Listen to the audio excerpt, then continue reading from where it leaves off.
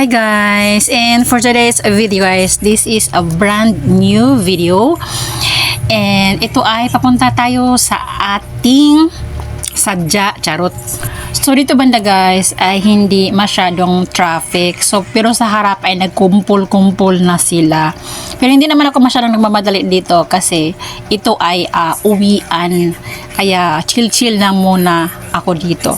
Pero as you can see, marami na talagang mga cars and buses na nakahilera dyan kasi yun na nga, nagbe-build na yung traffic. At syempre naka-stop yung ang guys, ang light, kaya ayan, naka-stop lahat.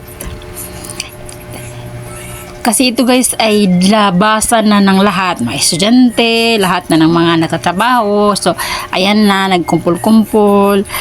Syempre pa, kailan ba naman na uubusan ng traffic ang lugar ng Maynila? Pero guys, kailangan mo lang maging chill sa araw-araw para maging kalmado ka palagi. Kasi kung lagi kang nag-iisip na matatraffic ka, wala.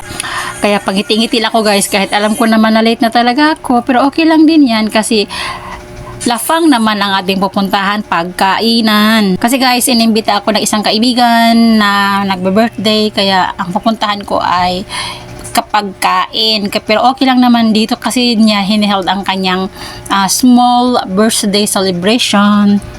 At ang bisita niya guys ay 5 lang. So 5 lang kami diyan. So piling-pili lang talaga kasi ano lang din yun siya guys. Alam niyo na hindi yun friendly. Kaya ayun, okay lang din. At ang ganda dito guys, ang gusto ko talaga pagka dumadaan din ako dito banda kasi marami talagang pagkain doon sa unahan. At napakalinis din ng lugar, very organized. Tapos yung niya malawak, yung daanan, tingnan nyo naman. Diba? Alam nyo guys, kapag ka ikaw ay nagtatrabaho o ikaw ay isang isa kayong mga nagtatrabaho ng mga manggagawang Pilipino, char!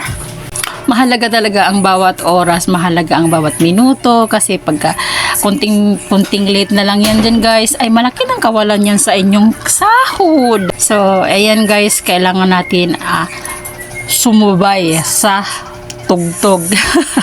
So ayan guys, pababa na kami dito kasi ito yung babaan dito. So papunta na yan doon sa bus stop or sa bus station, sa mga carousel. So ayan, pababa yan siya doon.